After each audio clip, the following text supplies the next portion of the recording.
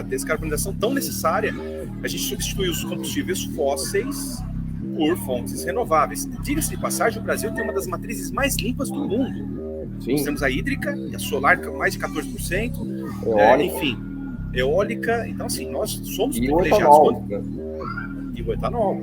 Quando a gente tem um veículo elétrico no Brasil, a gente tem um veículo que se move com uma geração de energia limpa.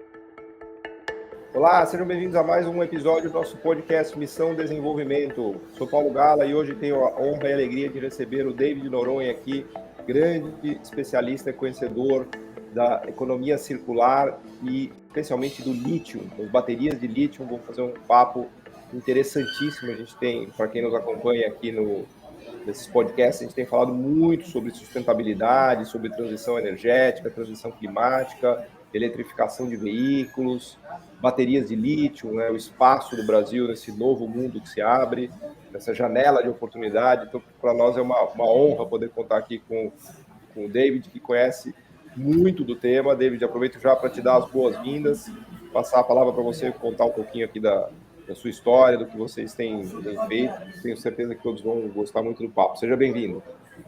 Obrigado, Paulo. É uma satisfação estar aqui com vocês, compartilhando conhecimento. E faz parte dessa jornada enquanto empreendedor e em tecnologias sustentáveis. É assim que eu me defino, né? Antes de ser o empreendedor em tecnologias sustentáveis, empreendi muito em tecnologias da informação. Então foram 6 empresas que eu fundei no setor de tecnologia da informação, e a 7ª foi a EnergySource, já uma indústria com a ideia de produzir uma bateria de lítio de baixo custo que coubesse no bolso do brasileiro. A ideia era achar uma forma criativa de fazer um produto de alta performance, mas com esse custo coerente com o mercado brasileiro, com o país emergente. E a única solução que nós encontramos lá em 2016, numa garagem de 10 metros quadrados, foi através da reutilização de baterias que estavam sendo já descartadas no seu primeiro ciclo de vida. Essa foi a forma criativa que nós encontramos de fabricar uma bateria de baixo custo, reutilizando materiais que já estavam sendo descartados. Eu até posso acrescentar aqui, Paulo, que eu não tinha o nível de consciência que eu tenho hoje em relação à sustentabilidade, impacto, transição energética. Naquele momento, nós estávamos empreendendo, transformando um problema, né, que era esse descarte das baterias, numa solução para armazenamento de energia limpa e renovável. Foi assim que as baterias acabaram se popularizando no cenário brasileiro. Essa bateria com baixo custo de lítio, ela penetrou muito forte no mercado de energia solar. Então foi assim que começou a história da EnergySource, que o primeiro R, como a gente chama, quando pensamos em economia circular, nós, através do reuso, criamos um novo produto, uma nova eletrônica, todo um algoritmo para fazer esse processo de seleção dessas células para a reutilização. Mas logo em 2018 nós percebemos também que um outro problema precisava ser resolvido. Quando uma bateria ela chegava no final de ciclo de vida, seja na primeira ou na segunda vida, e não tinha mais condição de reuso, alguém precisava reciclar. Aí então o segundo R de economia circular. Foi assim que nós nos aproximamos da Unesp, uma faculdade aqui muito conhecida no estado de São Paulo. Desenvolvemos uma rota tecnológica com menor impacto ambiental, escalabilidade e viabilidade econômica para reciclar as baterias. O objetivo inicial era resolver o nosso problema. Mas daí o reciclar não é mais para reutilizar como bateria, você vai usar ela como outra coisa. Exatamente, Paulo. Esse é um importante ponto. O primeiro R é um reuso mesmo. Então a gente pega, por exemplo, uma bateria hoje, tá? Eu trabalho com quase todas as montadoras do Brasil. Então eu pego uma bateria de um carro elétrico, uma espécie de Você usa bateria de qualquer tamanho, qualquer tipo de bateria? Sim, isso, de lítio. Claro. Bateria de lítio, qualquer tamanho, qualquer formato. Nós, por exemplo, a bateria não serve mais para o carro e nós transformamos essa bateria através do reuso. Então, eu reutilizo, eu mudo totalmente o design, eu desmonto a bateria, crio um novo produto. Né? Criamos, por exemplo, estações de recargas para veículos elétricos.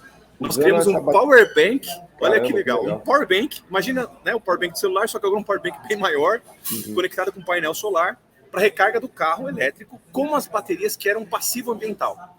Essa é um dos cases mais conhecidos nosso aí no mercado. se jogar aí na internet, vão ver bastante coisa, bastante PR, enfim, bastante informação sobre esses cases. Esse é um dos cases do reuso, mas bem você notou, a reciclagem é diferente disso. A reciclagem é destruição total, a bateria deixa de ser bateria, ela vira metal. Tá. Esse é um ponto. E aí nós temos uma mineração urbana. Esse é um conceito de nova economia, né? E se nós não aprendermos a entender a economia circular e fazermos esse processo de mineração urbana como sociedade, não existe um plano B. Aliás, essa ideia é maravilhosa, né? Porque a mineração urbana é justamente você minerar algo que já foi transformado, né? Minerar não da natureza, mas de materiais, né? Se eu entendo bem, é isso? Exato. Olha só, nós já um número aqui para referência: 700 toneladas de baterias nós reciclamos. Só em cobalto, o que isso representa? 120 toneladas de cobalto, Paulo. Cara, isso é mês, ano... Esse foi o período, a gente começou em 21, fazer a reciclagem. O processo de mineração urbana, ele só começou em 2021. Estava dizendo que 16 na garagem, saímos da garagem em 2017, fabricando baterias através de reuso, e em 2018 começamos a pesquisa, 2020 patenteamos, e 2021 iniciamos o processo industrialmente falando. Isso que eu ia te perguntar. Desde lá... A patente que vocês têm é para transformação em baterias, né? Que tipo de patente? A transformação da bateria de lítio em metal. Ah, legal. Que é a reciclagem.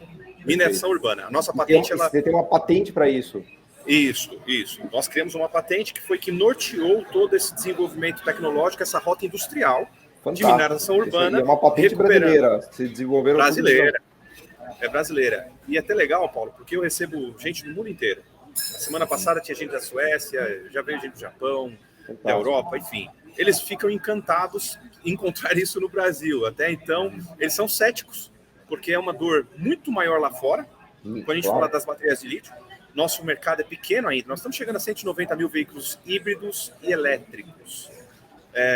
A China quer vender esse ano 20 milhões. E está chegando a 20 milhões esse ano. Então, olha a discrepância de realidade. Porém, nós, enfim... por uma série de questões legais que eu posso conversar contigo aqui, principalmente a escassez é uma coisa que eu falo para os gringos, que o que fez a Energy inovar tanto foi a escassez que ela enfrentou ao longo do caminho, as dificuldades de empreender no Brasil, e fez com que a gente pivotasse as nossas estratégias e achasse rotas alternativas para resolver um problema que, num primeiro momento, Paulo, a gente pensou que era só nosso. Tá? Quando a gente começou a pesquisar na tecnologia, por quê? Uma empresa belga que operava aqui no Brasil, ela estava interrompendo esse processo. Ela, na verdade, ela coletava as baterias aqui no Brasil e mandava para a Bélgica, e lá, por um processo chamado pirometalurgia. O que é pirometalurgia? Queima, incineração. Ela incinerava as baterias e uma parte dos materiais eram recuperados. Em torno de 47% dos materiais, ou menos, na verdade, eram recuperados. A nossa rota, ela foi completamente diferente disso. A gente não queria queimar a bateria. Isso é uma crítica para quem usa um carro elétrico. E existe uma preocupação no final do ciclo de vida do carro. O que vai acontecer com essa bateria? Eu vou pôr fogo nessa bateria? Eu vou queimar essa bateria? Porque é o que estava acontecendo. Tá bom? E quando não tinha essa solução que nós trouxemos, e outras empresas no mundo começaram a mudar também essa forma de tratar o resíduo das baterias, evitando a queima, de fato esse era um grande problema. E o que nós pensamos e o que nós desenvolvemos é um processo chamado hidrometalurgia. Não queima nada.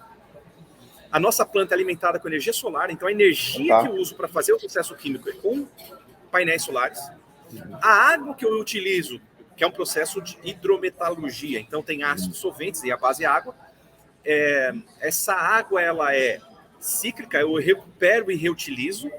O que evapora, eu faço uma captação de água de uma estação que a gente chama de estação de captação de água de chuva. Caramba, é tudo totalmente circular mesmo. Totalmente 100% autossustentável a nossa planta. E o mais legal, né? A parte de storage, a parte de backup de energia, a gente não usa, obviamente, um gerador. O que a gente utiliza lá na nossa planta? Baterias. Baterias que já pertenciam a um carro. Tá? Mas tem mais uma coisa legal que nós fizemos. Então, pensando essa questão de economia circular, Paulo, que em 2022, uma montadora, quando enviou o material para a gente analisar, para fazer ali um design de um segundo produto, segunda vida, como a gente chama, de um reuso, nós descobrimos que o problema da bateria se resolvia de uma forma muito simples. Era uma bateria de R$226 mil. Pensa nisso. Caramba. Aliás, eu até te confesso que eu tô com medo de comprar um carro elétrico, porque diz que depois você não sabe o que faz com a bateria mesmo, que dá problema, né? Não, pelo amor de Deus. Isso é o primeiro mito que a gente tem que resolver agora nessa conversa. Ajuda a resolver já, porque eu ia comprar um carro elétrico e falar, depois eu vi falar que a bateria custa 40, 50 mil reais, que dá problema depois na vida do carro. Então já aproveita para desmontar esse mito aqui já. Já vamos começar derrubando esse mito agora, tá? Então, a Energy Source, ela está instalada, né? O ecossistema dela é para resolver esse problema. E aí, o que aconteceu em 2022 também? Nós trouxemos, junto com a Renault, o reparo para o Brasil. Não tinha, no Brasil, reparo das baterias. Então, imagina, o carro elétrico, Paulo, 40% dele é bateria, ou mais. É como disse o amigo, é uma bateria em 4 rodas. Em 4 rodas. E um computador, exato, na verdade. E um computador. Muito eletrônica, né? Isso é o carro. O motor de um carro elétrico pesa 50 quilos em média. Caramba. Aí o restante é a bateria. É lógico, eu tô falando um motor. Tem carros que tem 2 motores. Então você vai ter lá 100, 150 quilos de motor elétrico. O resto é bateria. E é o que você disse, o restante é um computador e a experiência ali de conectividade, do multimídia, que esses carros hoje trazem com bastante diferencial. Tá? Mas o que aconteceu? A Renault mandou uma bateria só para fazer uma avaliação se aquele material realmente dava para reutilização. E que nós descobrimos que o problema dessa bateria era uma chave de computador de R$300. Falamos para eles, olha, o seu problema se resolve de uma forma muito simples. Nossa. É só nós trocarmos essa chave aqui, essa bateria está de volta. Ela é boa para o reuso, mas podemos resolver com reparo. Resultado dessa história, Paulo, 2022, então, já tem mais de um ano e alguns meses aí que nós estamos com a operação para todo o Brasil de reparo também. É o terceiro R. Isso, o terceiro R, exato. Nos tornamos a primeira empresa no mundo a fazer isso, tá? É muito legal, porque fora do Brasil, você tem empresas que acharam uma rota para reciclagem, com hidrometalurgia, como eu expus aqui. Você tem empresas que já também trabalham com a reutilização, evitando ali um descarte precoce. E você tem as concessionárias, em geral, fazendo o reparo fora do Brasil. Mas a Energy Source é a primeira empresa fora da Renault, fora do dealer deles ali, fora das concessionárias, a reparar uma bateria. Nós somos é como se a Energy Source fosse uma concessionária, tá? Dentro da rede da Renault. E hoje nós cuidamos de toda a assistência técnica das baterias da Renault em todo o Brasil. Então esse foi o terceiro R. E aí, nesse momento, a gente acaba se tornando a primeira empresa no mundo a fazer isso. E é bem legal receber gente do mundo inteiro, fica pirado ali dentro na planta, porque lá é o único lugar que você pode ir, Paulo, pegar o lítio na sua mão, lítio, recuperar da bateria, o cobalto recuperado da bateria, ir a gente chama de Battery Center, que é a estrutura onde nós fazemos toda a parte de engenharia de reuso e as operações de reparo. Você vê uma bateria sendo reparada, você vê uma bateria sendo reutilizada, transformando ali numa estação de recarga, e você vai lá na nossa planta química, é um processo químico, uma indústria química, com a separação de todos os metais. É uma experiência bem legal. Incrível. Onde fica a planta de vocês, David? Em São João da Boa Vista. Tá. Que é interior de São Paulo, na verdade, dá 230 quilômetros. Quantos funcionários vocês têm hoje? Nós estamos com 60 funcionários. É uma empresa bem enxuta. Impressionante, é uma empresa realmente quase 5 mil metros quadrados de planta industrial. E tem a característica industrial e também startup, em termos de inovação. A gente, por um lado, é uma indústria, e por outro lado, não deixamos de inovar com mindset de crescimento dentro da nova economia e dentro dos temas de sustentabilidade. Nosso ISG é autêntico, né? Claro. Nós somos uma empresa. Quando a gente fala de sustentabilidade, aqui para uma contribuição, para quem nos ouve, sustentabilidade, nos assiste, nos ouve, a sustentabilidade ela está baseada em 2 pilares principais.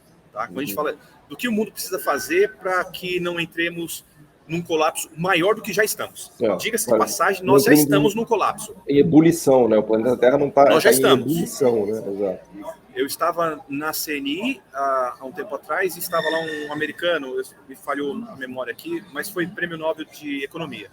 E ele falou assim, olha, durante 25 anos, nós e alguns cientistas e ambientalistas estavam dizendo, olha, gente, façam alguma coisa, vai ficar ruim, vai dar problema, nós estamos diante de uma crise. Bom, não fizemos o que deveríamos fazer, Paulo, e entramos num colapso. Hoje nós estamos numa emergência climática. Agora não é hora de prevenir, é hora de tentar remediar, tentar corrigir, e está muito complexo, né? Corrigir os danos que já foram causados durante décadas. Mas voltando na questão da sustentabilidade, nós temos 2 pilares principais quando a gente quer pensar numa forma de vida sustentável ainda nesse planeta. Porque, como eu disse há algum momento atrás aí, não existe o plano B. Quais são esses 2 pilares? Energia, é a forma com que eu vou gerar, consumir, distribuir a energia. Eu preciso fazer isso de uma forma sustentável. Então, nós temos as fontes renováveis, que precisam drasticamente ser adotadas. E eu preciso também, obviamente, armazenar essa energia de fonte renovável. Quando a gente fala de uma energia solar eólica, são fontes intermitentes. Então, como eu faço para armazenar essa energia quando ela não está sendo gerada e usar na hora que eu mais preciso? O grande desafio é as baterias para isso aí, né? Baterias. Então, a gente pode falar que para o pilar da energia renovável, para esse pilar tão importante, nós precisaremos adotar as baterias. As baterias são a chave dessa transição energética. São elas que estão permitindo que a gente tenha mobilidade. Os nossos carros estão vindo elétricos, os nossos dispositivos móveis. Nós estamos numa era do cordless, né, sem fios para tudo. Então, esses dias eu comprei um aspirador de pó sem fio, né? As maquininhas, né, os power tools, as ferramentas de mãos, e tantas outras, celular, nossos telefones, nossos fones de ouvido. Não esse hoje aqui, que eu estou old school aqui. Eu também. Estamos aqui analógico ainda, né? Mas tudo hoje é movido e permitido através das baterias. A bateria permite que você carregue energia com você e use do jeito que você quiser. Isso que é incrível. É isso que eu ia até te perguntar, porque assim, a crítica que se faz aos veículos elétricos é que, primeiro, você tem o problema da bateria, do uso final da bateria, que é justamente essa conversa aqui que a gente tem. E o segundo é como você gera energia elétrica que vai abastecer esse carro, porque não adianta você gerar energia elétrica suja para botar no carro elétrico, porque você continua gerando energia elétrica suja. E a bateria, de novo, aparece como solução também na geração de energia elétrica limpa, porque Perfeito. A geração intermitente, especialmente a eólica e a solar, ela padece desse problema aí, de onde você guarda a energia para depois você poder usar, né? Ou seja, sem bateria, essa equação não vai fechar, né?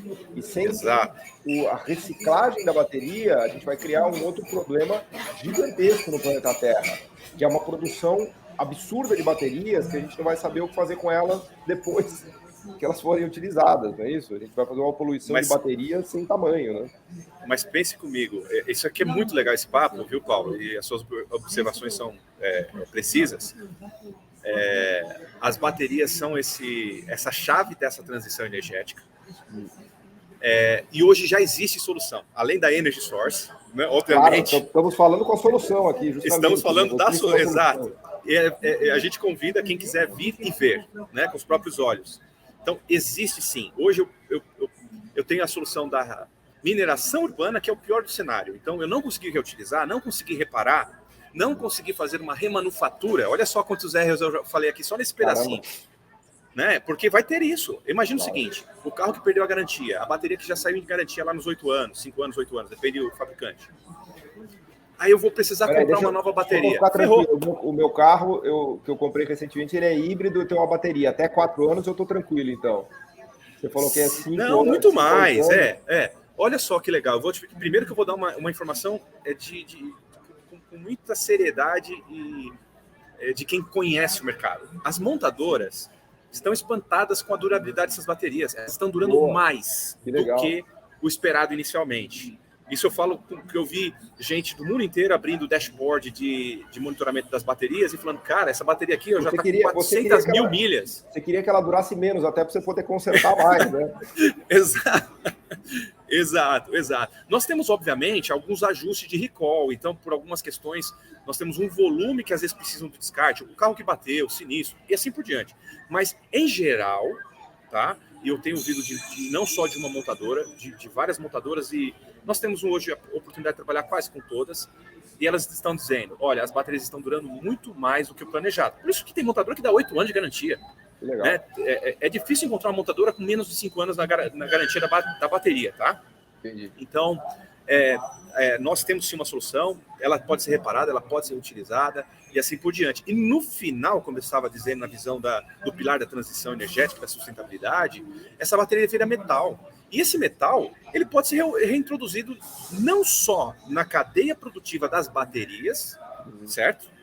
Mas olha só, Paulo, a Energy Source hoje, ela adotou um pouquinho um caminho diferente ao que os outros recicladores lá na América do Norte ou na Europa adotaram, tá? O que eles fizeram por lá? Eles criaram um loop para voltar todo o material para a cadeia das baterias. Então, o lítio recuperado volta para a bateria de lítio e assim por diante. Só para dar uma aula básica aqui, aproveitando o seu conhecimento, os metais básicos que a gente está falando é o quê? Cobalto e lítio. Lítio, então todas elas têm o lítio, mas nem todas têm o cobalto. Tá.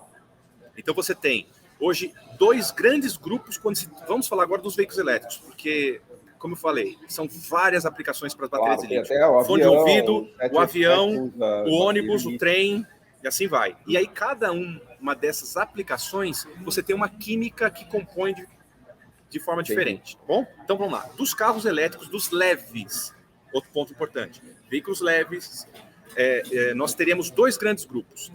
Europa e América do Norte adotam o que a gente chama de NMC, níquel, manganês, cobalto. Tá. É lítio, lembrando, tá? Então, é lítio, manganês, níquel, manganês, cobalto. Então, quando eu falo de baterias de empresas da América do Norte e Europa, essencialmente vem com essa química. E aqui é um ponto de atenção, que essa é uma química boa para reciclabilidade. Boa. Então, isso aqui, vamos fazer um highlight aqui, porque isso aqui é muito importante. É uma bateria que ela tem uma reciclabilidade e os metais, por terem um valor agregado, eles retornam facilmente para o processo da cadeia produtiva. Aí tem um outro grupo, que é LFP, lítio ferro fosfato, que é já mais adotado para a Ásia, mas nós estamos falando do maior mercado hoje do mundo de elétricos. Essa bateria ela é boa, só que ela tem um problema. A reciclabilidade dela é bem baixa. Então, quando você tem uma oscilação muito da commodity, que a gente está falando de metais que são commodity, você tem um problema ali no descarte da bateria LFP, diferente das baterias europeias e americanas. O preço do lítio, do fosfato aí cai muito, as pessoas não têm incentivo a reciclar isso. Exato. Embora sim, está todo mundo quebrando a cabeça, a gente também. Então, mas você contava, eu te interrompi, desculpa, porque você me falava de uma outra rota que vocês usam para não voltar na cadeia da bateria dos metais. Né? Era isso bem lembrado. Então, o que nós fazemos com os nossos metais? Em vez de voltar, como a maioria das empresas estão fazendo, fechando o loop nas próprias baterias, nós começamos a atender mercados que ficaram sob pressão dessa alta demanda das baterias. Então, porque quando a gente fala de cobalto, lítio, níquel e assim por diante, tem vários setores que precisam dele. Por exemplo, a indústria de pigmento precisa desses materiais. Fiação, imagina. Superligas, né? Superligas, como a gente chama para aviação. Por incrível que pareça, micro e macronutrientes e assim por diante. Então, o que a Energy, como ela fez para se posicionar? Ela achou outras formas de abastecer o mercado brasileiro. E olha que legal, lá atrás eu falei que nós já recuperamos, pelo nosso processo, 120 toneladas de cobalto. Essas 120 toneladas de cobalto que nós abastecemos na indústria brasileira, viria da onde? Do Congo, principalmente. 70% quase do cobalto que abastece o mundo, Congo. E olha o problema que é o Congo. Né? Então, assim, é bem legal que essas rotas que nós desenvolvemos para as baterias, porque hoje nós temos essa condição de abastecer o mercado brasileiro. Então, vamos lá. O primeiro pilar que a gente estava falando, dando um passo atrás, era o pilar da energia. Quando a gente fala sustentabilidade global, sustentabilidade para as futuras gerações, nós vamos ter que aprender a gerar, armazenar energia limpa e renovável e usar isso da forma mais inteligente possível. Então, aqui é um desafio e muita inovação está acontecendo nesse setor. E o outro lado é o lado dos resíduos, que a gente poderia chamar de materiais. Tá. Por isso que nós estamos na 6ª onda da inovação, segundo o Fórum Mundial Econômico, que se chama sustentabilidade. E o que entra essa 6ª onda? A química verde, a mineração urbana. Como que eu faço para evitar lixo? Paulo, eu gosto de falar isso. Nós somos a única espécie inteligente no planeta, certo? Diga-se. Pode. A ideia é essa, né? A ideia é essa, né? Pois é, mas nós somos a única espécie que gera lixo e joga dentro de casa. E uma quantidade absurda de lixo. E ferra com a própria casa, cara. E polui a água que bebe. Aí você fala, não, David, eu não jogo dentro de casa, não. Você joga por cima do muro, né? Vamos falar assim. Exato. A gente pensa que, se eu tô jogando lá no aterro que tá a 50 quilômetros da minha casa, o problema não é mais meu. Infelizmente, está aí um ponto que a gente vai precisar mudar. Se a gente quer viver nesse planeta, a gente vai ter que aprender. O planeta que é a casa, né? A casa é o planeta. É uma casa só, meu amigo.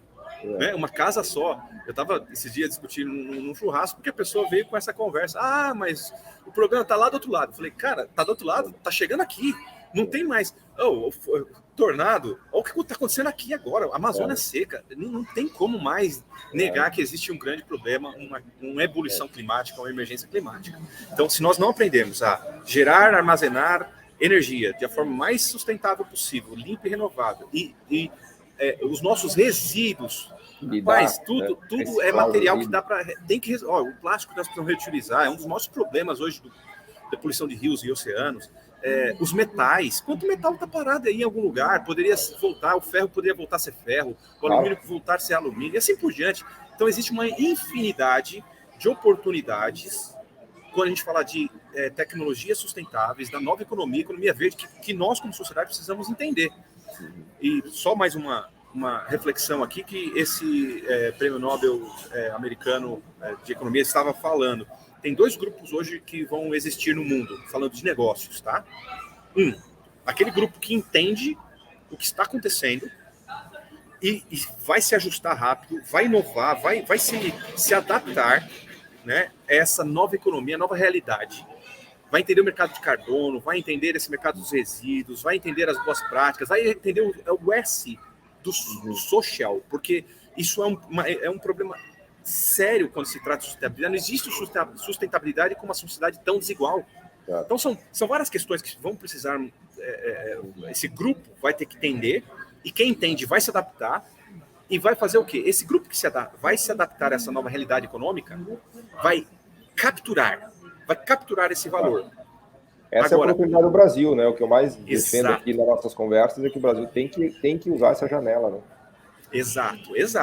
Então, é o grupo que entende e o grupo que, ao se adaptar, vai capturar esse valor. E o outro grupo. Qual é o grupo? Que não entende, que nega, que não precisa. Não, isso é para depois, é para outras gerações. Em algum momento, alguém vai virar uma chave e falar, você começa a pagar essa conta. Então, assim, o cara que emite vai começar a pagar pela emissão que ele está emitindo. E o cara que evita começa a receber. Eu só estou dando um exemplo. Então, são os 2 grupos. Quem se adaptar vai conseguir surfar essa onda da sustentabilidade. Boa. Eu queria até te perguntar, aproveitando que você tem uma posição privilegiada aí na cadeia, né, onde você está localizado, que você conhece todos os produtores, fornecedores, as multinacionais, como é que está o Brasil? Qual é o diagnóstico que você tem do Brasil hoje nesse mercado de baterias, de produção, de uso? Porque assim, a minha sensação é que a gente está um pouco atrasado, né? Agora os veículos chineses estão chegando com mais força, os híbridos também, mas qual é a leitura que você tem, David, do Brasil? Porque assim, o Brasil tem um potencial absurdo, né? Isso é um pouco do que a gente está falando aqui, mas minha sensação é que na parte de eletrificação de veículos, ele chegou um pouco tarde, mas enfim, pode ser um erro de avaliação meu, né? Queria te ouvir como um insider, como um conhecedor, como é que você enxerga o Brasil nesse cenário, né? De fato, você fez observações também precisas. Nós estamos atrasados no processo, muito atrasados, podemos estar bem à frente. E aí, esse ano foi um ano muito positivo para a eletrificação. Cresceu absurdamente. Se eu não me engano, estamos chegando a 40% de crescimento. Eu preciso ver o número atualizado. Isso é só de eletrificação de veículos, está falando? Veículos que é importante quando a gente fala de descarbonização. É um dos grandes problemas. Tá? A descarbonização tão necessária, a gente substitui os combustíveis fósseis por fontes renováveis. Diga-se de passagem, o Brasil tem uma das matrizes mais limpas do mundo. Sim. Nós temos a hídrica e a solar, mais de 14%. Enfim, eólica. Então, assim, nós somos privilegiados. E o etanol. Quando a gente tem um veículo elétrico no Brasil, a gente tem um veículo que se move com uma geração de energia limpa. Tá bom? Então, isso é importante já aqui fazer esse highlight. Mas, o que aconteceu? Nós demoramos para entrar na eletrificação de frotas e esse ano teve um despertar. Começou o ano passado, a pandemia, enfim. Só que, meu amigo, agora no final do ano os governos deram uma pirada, ao meu ver, tá bom? Essa é a minha leitura. E, pô, resgatou um imposto que é progressivo, vai chegar, acho que é 35% em julho do ano que vem, para matar o veículo 100% elétrico. Então, assim, para mim, acho, David, demos um passo para trás. Deixa eu confessar aqui minha culpa nessa história, porque são meus amigos lá no Midic, né? Inclusive a gente já conversou com eles aqui no podcast. A ideia deles é estimular a produção domesticamente desses veículos. Eu não sei se vai dar certo, claro, isso é uma coisa que está em aberto, mas a ideia de colocar essas tarifas é estimular o surgimento da indústria no Brasil, não é matar a indústria no Brasil, né?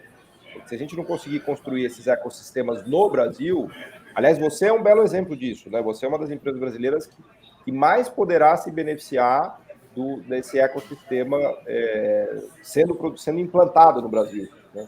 Porque importar a gente já está importando, né? Mas enfim, segue. Não, mas eu entendo. A obrigação de fazer o contraponto aqui da ideia, né? O que vai acontecer ninguém sabe, mas a ideia é essa. Sim, sim. Mas eu acho que a gente pode evoluir na discussão. Isso é importante. Eu acho que os setores precisam conversar, porque nós não... que, como eu disse, o despertar talvez assustou um pouco, porque foi um crescimento muito grande. Foi explosivo, né? Foi explosivo. Explosivo, é uma enxurrada de veículos elétricos assim jamais vista, né? Um negócio assustador, né? Então, eu entendo que talvez seja um mecanismo de controle, mas nós estamos muito atrás. É isso que a gente estava falando. A gente, 180, vamos falar que a gente termine o ano com 190 mil veículos elétricos. Não é nada. Isso é a venda, é o número de veículos vendidos no Brasil, é isso? 180 mil. Total. 180 mil híbridos e elétricos, Paulo. É pequeno demais. Mas o híbrido, eu acho que é a maioria, talvez, né? Você tem essa divisão? 60% híbrido. Tá. 60% é híbrido. Isso. Então, assim... produzido no Brasil, mas é praticamente nada, né? A produção disso no Brasil é mínima, né? Ninguém está produzindo a bateria no Brasil. Não, o carro, né? A bateria certamente é fora. Agora, os ônibus elétricos já estão sendo. Então, nós temos cases aí da Eletra, a BYD, produzindo ônibus elétricos no Brasil. Aí são movidos a bateria de lítio. E o restante são carros que estão vindo importados. Obviamente, a BYD já está fazendo investimentos, acho que, enfim, alguns investimentos na Bahia, ali na ex-planta da Ford. Então, para a produção do carro híbrido elétrico lá, a Great Wall, aqui também no estado de São Paulo, nós vemos algumas empresas se movimentando. A Stellantis também está prometendo que vai fazer isso, né? A Stellantis fazendo os híbridos. Mas todos eles levam aí de 2 a 3 anos para começar isso. É lento. Então, por que a gente fechou a porta de uma vez tão dura, tão radical, impedindo que o veículo prospere, o veículo elétrico? Eu acho que talvez tenha oportunidades, né? Até porque eles estão muito caros, já eram caros, né? São veículos. Mas estava caindo. Olha só, nós temos veículo elétrico agora já R$120 mil. Caramba. Então, um carro elétrico a R$120 mil para uso urbano, que você vai economizar absurdamente na gasolina. É um preço padrão aí de concorrência, né? Pois é, um carro quase o preço de um carro popular, né? Você não vai pagar gasolina a vida toda, né? E sim. Quais são os números para o mundo, David? O Brasil vamos dizer que consumiu 200 mil. A gente está produzindo o quê por ano? Uns 2 milhões de veículos elétricos no mundo? Não, olha, a China, né? A China, ela projeta para 2024 20 milhões de veículos elétricos, a produção do ano. 20 milhões de elétricos, caramba. Porque eu tinha um número na cabeça que a China estava produzindo uns 35 milhões de carros nos últimos anos. Né? Mas eles mudaram radicalmente para os elétricos, Paulo. Entendi. Então, assim, eles estão... Provavelmente eles vão para a metade e vai ser elétrico, né? E só para números, né? A China, até o ano passado, não sei qual esse número está, ela tinha quase 500 gigafactories. O que são gigafactories? São as empresas que fabricam as baterias. E 500 fábricas. Exato. Caramba. E só uma comparação com um mercado muito mais evoluído que o nosso, enfim, anos-luz à frente do nosso no tema, que é os Estados Unidos, 69, pelo que eu me lembro do último número. Então, perceba a discrepância. 69 gigafactories. Os Estados Unidos tem 69 fábricas, enquanto a China tem 500, é isso? Meu Deus do céu. Então, existe aí um problema. Quando se trata de baterias de lítio, Paulo, para quem está inserido, sabe que é um tema de política pública, sabe que é um tema de estratégico. Claro. Eu participei do evento em Washington o ano passado, que estava o Departamento de Defesa, estava o Senado, alguns deputados, os maiores players do mundo do tema, falando disso. A transição é inevitável, nós precisamos sair do combustível fóssil. Não, as baterias são fantásticas para isso. A gente falava das medidas do governo brasileiro, mas o governo Biden está com um pacote gigantesco de medidas, de subsídios. Investindo, cara. É isso. Para fazer os Estados Unidos virar essa chave, né? Eles estão investindo pesado, eles não estão pensando, porque isso, porque aquilo. Não, vamos investir, vamos se adaptar, vamos fortalecer o ecossistema. E o governo está dando muito apoio. Empresas como a Energy Source nos Estados Unidos receberam... olha, uma delas, listada na bolsa, chama Li-Cycle, recebeu 379 milhões do governo americano. Estou dando um exemplo. Se olhar... Agora, David, o BNDES, inclusive o BNDES que patrocina nosso podcast aqui, a Associação dos Funcionários do BNDES, importante dizer, ele está de olho nisso, né? Não sei se você já teve contato com o BNDES e tal, mas especialmente essa nova diretoria, me parece que está muito preocupada com essa questão de transição energética e de sustentabilidade, né? Olha, tomara que alguém ouça a gente aqui, de repente, não, com certeza. Com o meu tema aqui. Não, com certeza, eles vão ouvir. Se você quiser falar, já aproveita e já eu vou falar. Já faz fazer a propaganda. Um pedido já. Vou fazer um pedido. Os diretores do BNDES vão certamente, alguns deles acho que vão ouvir aqui nossa conversa. Então já faça o seu pleito já. Então, é verdade. Olha, uma startup como a Energy Source, ela vai ter o PL negativo. Então, hoje a gente teve muita dificuldade de acessar a FINEP, BNDES, porque o pessoal quer olhar o PL positivo. Mas nós estamos numa fase de investimento. Claro, então, isso é normal de qualquer startup agressiva de inovação, né? Exato, e o nosso capex intensivo ali na planta química, enfim. Então, os nossos investidores ainda não converteram. Assim que eles convertem ali o investimento, aí eu mudo o cenário. Mas, enfim, tá todo mundo ali tentando fazer a roda girar e seria muito legal se a gente tivesse um acesso, uma conversa para trazer. Claro, não, mas você tem que conversar lá com o pessoal do BNDES, eles estão procurando projetos como o seu, poxa vida. Tá na hora. A gente falou dos 2 pilares da sustentabilidade do mundo. A Energy trabalha com esses 2 pilares. Ela trabalha com as baterias para armazenar e distribuir a energia limpa e renovável, e do outro lado ela trabalha com resíduo que é da própria bateria. Mas não só isso. Fantástico. Tá? Nós temos uma plataforma, Paulo, que se chama Quero Reciclar, uma plataforma digital que nós criamos, pensando na mineração urbana, pensando em como trazer vários outros resíduos para serem industrializados, transformados dentro de uma indústria como a nossa. Então, assim, a Energy não está somente posicionada só na bateria. A gente criou e entendeu a dor, que existe uma dor de resíduos para ser trabalhada, e nós criamos essa plataforma Quero Reciclar. Nós já estamos em 700 pontos no estado de São Paulo. É uma plataforma inteligente, digital, que permite que a gente faça a rastreabilidade completa do resíduo até a indústria que vai transformar esse resíduo em matéria-prima, em produto. Então, os 2 pilares da sustentabilidade, hoje, nós trabalhamos ele dentro das nossas soluções. Então, nós temos tudo aí para esses temas, viu? Vamos ver se alguém nos ajude. Não, com certeza. Até aproveitando esse gancho, fala um pouco do como é que estão os projetos de vocês, projetos de expansão, de fábrica, de meta, como é que está a sua cabeça, assim? Quais são os próximos passos da empresa? Hoje nós estamos com algumas demandas, inclusive com o governo, porque hoje nós nos posicionamos bem no Brasil para capturar as baterias e transformar elas através das nossas soluções, seja através do reuso, seja na mineração urbana. Mas nós percebemos que essa dor que o Brasil tem e superou através da Energy Source, os países da América Latina estão tentando. Então, uma das coisas é eu conseguir trazer esse material e transformar isso em matéria-prima para a indústria brasileira. Então, esse é um dos planos de expansão, para fazer com que o material chegue até nós e também nos posicionar na América Latina e outros países do mundo. Nós estamos perto de um anúncio aí que vai, com certeza, balançar o mercado brasileiro, porque uma empresa europeia também está investindo na Energy Source, o primeiro investimento dela é uma empresa gigantesca, uma das empresas mais tradicionais aí do mundo, e também está fazendo um aporte para nos levar para fora do Brasil. Então, o nosso plano de crescimento ele está bastante ousado, de internacionalização, América Latina e Europa. A nossa planta ela está praticamente no estágio de finalização, tem alguns investimentos que precisam ainda acontecer, mas nós já estamos produzindo uma capacidade ainda abaixo do que a gente pode. Nós estamos falando aí, quando eu consigo bater minhas metas de captação, eu estou falando de 20% da minha capacidade de produção. Então, só 20? Só 20. Nossa, então tem muita ociosidade, né? Você poderia aumentar muito. Tem muita ociosidade. Exato.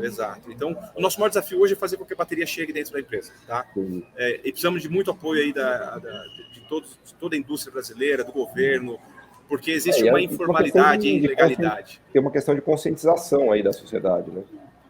Um momento como o nosso aqui, eu acho que ajuda muito a mais pessoas terem esse nível de consciência, tá? Então, o plano é bem ousado, de expansão internacional, de ampliar a nossa base de captação de recursos dentro do Brasil. Eu falo a bateria em si, é expandir a nossa plataforma digital para os demais resíduos. Legal. Então, esse aqui é um pouco do cenário sobre a Energy Source. Eu queria te perguntar também um tema que não é exatamente o nosso, mas que é muito próximo, que é a questão do etanol e da interação do etanol. Não sei se você já pensou sobre isso daí, como é que isso aparece para você aí na prática, né? Porque esse é um debate que se faz no Brasil como é que o Brasil usa o etanol para potencializar a questão elétrica, da eletrificação, né? Será que o caso brasileiro não vai ser um híbrido etanol, bateria elétrica, alguma coisa desse tipo? Porque tem uma discussão sobre o que a gente faz com o etanol, porque o etanol é um grande ativo brasileiro, né? Ou se a gente sempre falar, não, esquece o etanol, vamos com a bateria elétrica, enfim. Queria ver sobre isso, qual é a sua visão? Sim, não só eu, mas a indústria de baterias, a indústria dos veículos elétricos já entendeu completamente que a bateria é mais sustentável do que o etanol. Um carro a bateria, onde você tem a fonte de energia limpa, esse é um ponto. Então, se eu tenho uma fonte... E a hidrelétrica, solar, eólica... Limpa, legal. Se eu tenho o fechamento do ciclo com a reciclagem, reuso, reparo... Então, o carro elétrico, ele é muito mais sustentável que o etanol. Obviamente, nós temos um desafio grande no Brasil, que é a infraestrutura. Hoje, quem compra um carro elétrico, ele vai ter algumas dificuldades, porque não é qualquer lugar que ele recarrega, e tem uma... Ele muda o hábito, ele dirige o carro com outro mindset. Mas, por outro lado, é como você disse, o etanol é um ativo brasileiro. Então, como que nós podemos utilizar esse biocombustível da forma mais inteligente para ajudar na transição energética? Ele é anos-luz melhor do que o diesel, do que a gasolina, sem dúvida alguma. Então, eu acredito que o nosso etanol ele vai ajudar muito nesse processo de transição.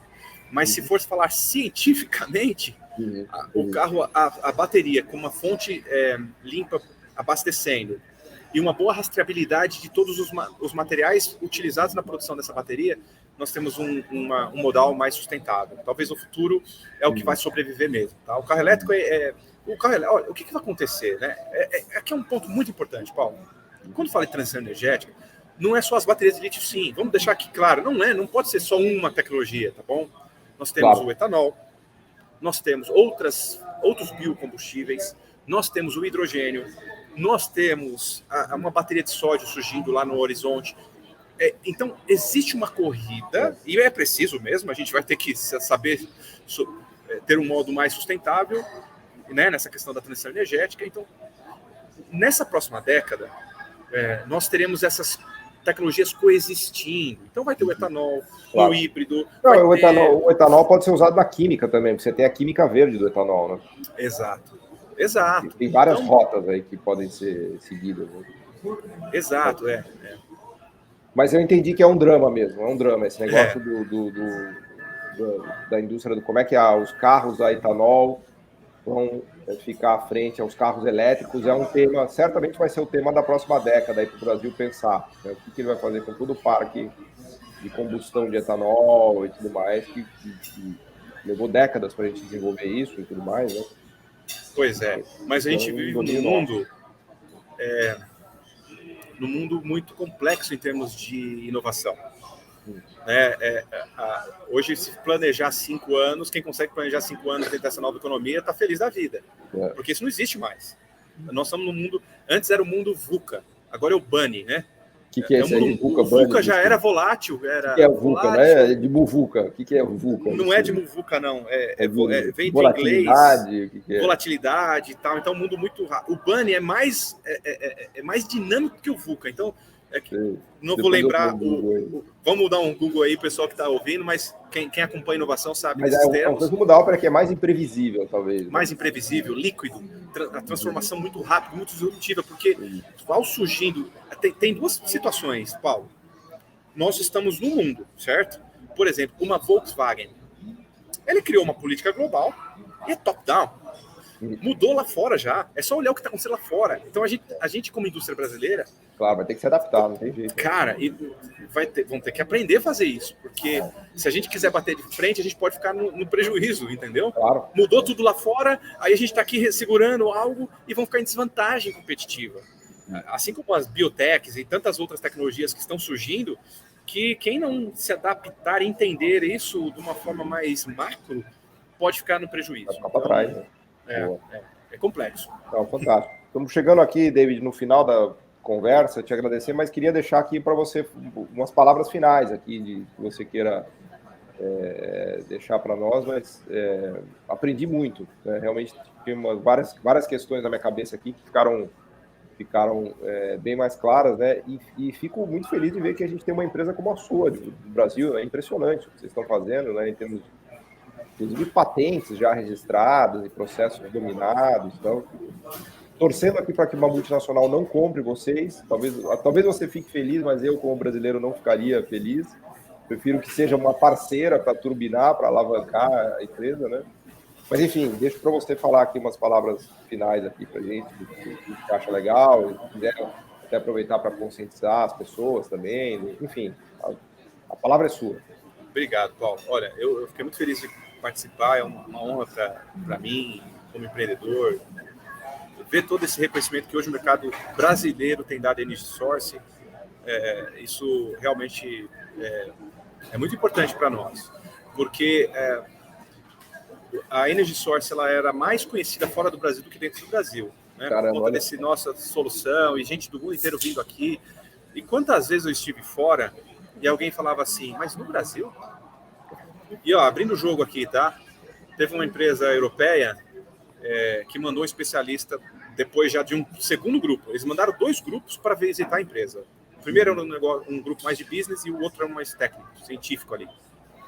E esse especialista, eu estive nessa empresa depois desse fato, esse especialista abriu o jogo e o coração para a gente lá e falou assim, olha, a primeira vez que eu ouvi falar que no Brasil estava acontecendo o que está acontecendo aqui dentro da Energy Source, eu não acreditei. Eu falei, como que nós aqui não conseguimos fazer o que esses caras estão fazendo e eles estão fazendo? Isso aí é fake, isso não existe. Foi assim. E aí veio um comando da alta direção, falou, vai para o Brasil e vê lá se é verdade. E aí ele veio, e ele falou que foi o único lugar do mundo que ele visitou que o nível de conhecimento tecnológico estava acima do que ele tinha. Que legal. Então ele falou, e o europeu fazer isso na frente de um time técnico, então assim, tem sim condições de nós fazermos coisas incríveis aqui no Brasil, porque o brasileiro, ele lida, ele tem um elemento para essa inovação que é a escassez. A gente tem que fazer muito com muito pouco. O brasileiro tem que se virar e tem que sobreviver, e é crise atrás de crise, é dificuldade atrás de dificuldade, é um sistema tributário complexo, e assim por diante. Então, quem sobrevive, né, quem está ali empreendendo e sobrevive a tudo isso, acaba criando uma resiliência, criando uma forma de lidar com tudo isso.